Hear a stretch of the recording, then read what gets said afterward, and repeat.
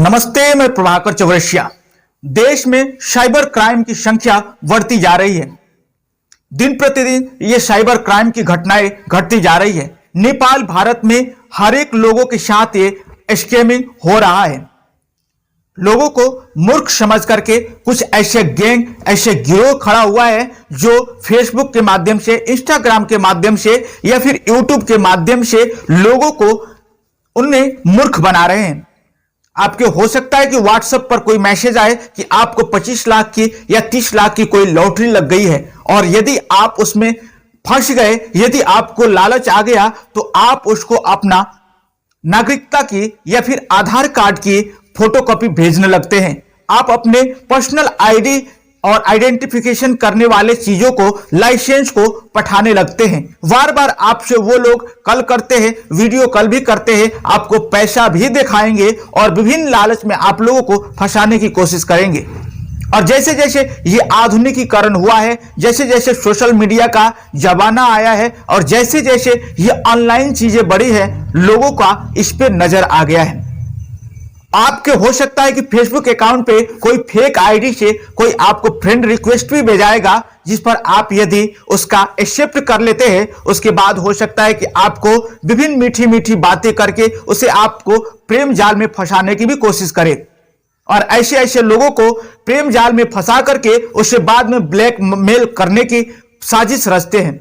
और ऐसे ऐसे लोग विभिन्न हमारे आम जनता को धोखाधड़ी में रखते हैं। नेपाल और भारत के ऐसे कई लोगों के साथ में ऐसा घटना घटित हो रहा है।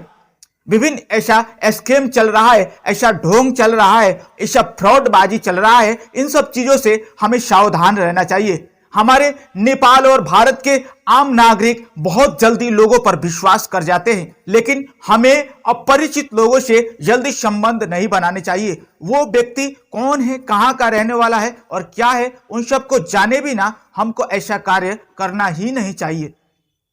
ऐसे लोगों के कारण प्रहरी सुरक्षा में भी उन लोगों को बहुत बाधा आता है, क्योंकि ऐसे लोग जब फंस जाते हैं फिर उनको वापस छुड़ा करके लाना या फिर उनके पैसे दिला पाना काफी मुश्किल होता है। इसलिए प्रहरी के तरफ से भी ये नोटिस जारी किया जाता है कि आप ना चीन जान के लोगों से जल्दी विश्वास न करें।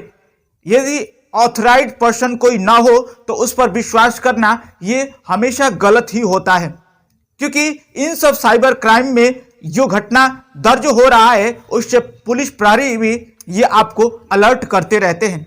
हमारा भी एक कर्तव्य बनता है कि हम अपने समाज के लोगों को कैसे सूचित कर सके, कैसे जागृत कर सके। हमारे बच्चे आजकल व्हाट्सएप चला रहे हैं, फेसबुक चला रहे हैं, उस पर भी कोई ऐसा मैसेज आ सकता है, कोई ऐसा वीडियो आ सकता है जिससे वो लोग फंस सकते हैं, जिससे वो प्रभावित हो सकते हैं। ऐसे चीजों से हमें उन्हें अलर्ट रखना चाहिए, हमें उसे सावधान रखना चाहिए, ताकि हमारे समाज में, हमारे भाई बहन के साथ में, हमारे दोस्तों के साथ में या फिर हमारे बच्चों के साथ में ऐसा घटना घटित ना हो। एक समाज की एक सभ्य नागरिक होने का कर्तव्य आप भी निभा सकते हैं, क्योंकि हमारे समाज में ऐसे लोग विभिन्न डिप्रेशन से मर रहे हैं। कुछ लोगों का वीडियो शेयर करके, उन्हें ब्लैकमेल करके, उन्हें मरने तक की समस्या आज समाज में खड़ा हो रहा है। बहुत लोग फांसी लगने के लिए मजबूर हो रहे हैं, बहुत लोग कटने के लिए मजबूर हो रहे हैं, और ऐसे गिरोह बहुत ही लोग चल रहे हैं, घूम रहे हैं। ऐसे लोगों से हम कैसे बच सके, क्योंकि इन लोगों के कारण हमारे समाज में तनाव उत्पन्न हो रहा है। इन लोगों के कारण हमारे समाज में विभिन्न हिंसाएं हो रही है। इन लोगों के कारण हमारे समाज में विभिन्न गुंडागर्दी मच रही है, चोरी और विभिन्न किस्म की जो अकल्पनीय घटना घट रहे हैं। इन सब से हमारे समाज में समस्या बढ़ रहा है। तो हमें इन साइबर क्राइम के चीजों को हमें ध्यान में रखना चाहिए, ताकि कोई हमें ब्लैकमेल ना कर सके, कोई हमें हमारी चीजों को, हमारी पासवर्ड को, हमारी निजी संपत्ति को कोई सार्वजनिक न कर सके। इसलिए हम नेपाली नागरिक हो या फिर भारतीय नागरिक हो या फिर देश के अन्य कोई भी नागरिक हो, उसे सचेत रहना चाहिए और सोशल मीडिया से जुड़ने वाले लोगों को बेमतलब की फालतू की कमेंट नहीं करना चाहिए, बेमतलब की कोई भड़काऊ बातें नहीं रखना चाहिए, या फिर किसी से बेमतलब की बातें करना और कनेक्ट करना, ये सब गलत माना जाता है। इसलिए हम आपको यही कहना चाहेंगे कि आप लोग आजकल की समय में जो फ्रॉडबाजी चल रहा है, जो स्कैम चल रहा है, विभिन्न आपको अनुदान भी लोग मांगते हैं, कहेंगे कि राम मंदिर के लिए भी आप चंदा दे दीजिए, या फिर जबकि राम मंदिर वाले लोग आपको चंदा मांगने के लिए कोई ऐसा नोटिस जारी नहीं किए होंगे, या फिर किसी मंदिर के नाम पर, किसी दान के नाम पर, या किसी फाउंडेशन के नाम पर भी आपके मोबाइल में मैसेज आ सकता है, या आपको QR कोड दिया जा सकता है कि आप हमारे इस बैंक अकाउंट में पैसा आप स्कैन कर दीजिए, पठा दीजिए।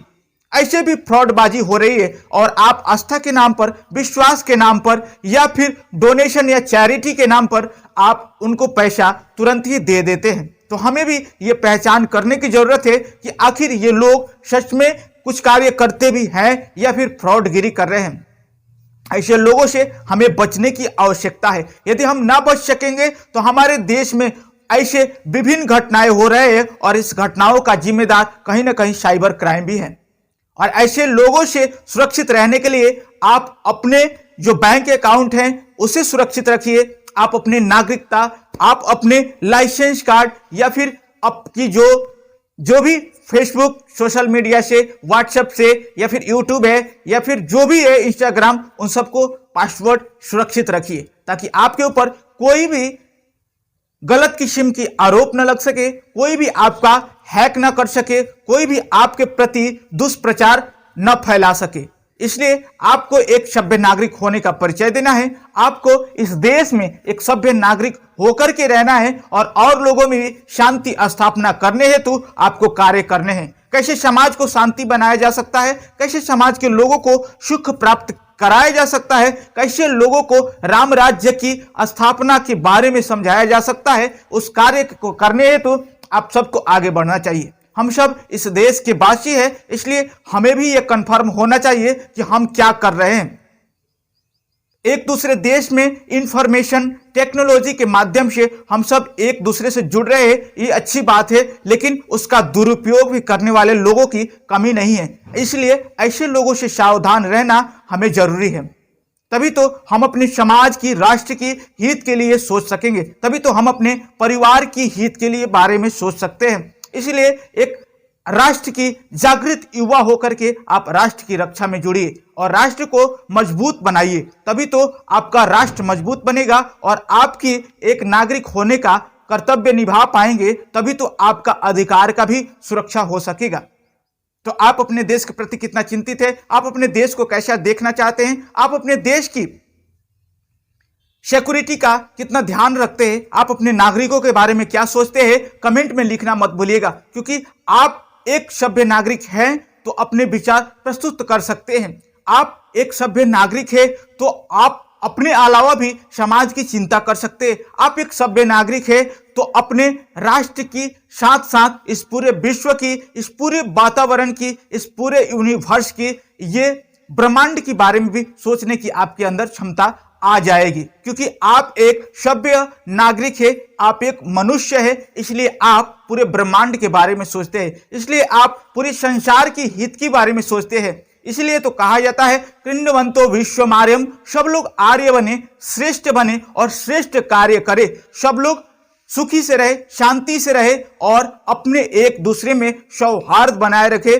और सहिष्णुता अपना करके पूरे विश्व में शांति का उद्घोष कर सके। यदि वीडियो आपको अच्छा लगा हो तो वीडियो को लाइक कीजिए, शेयर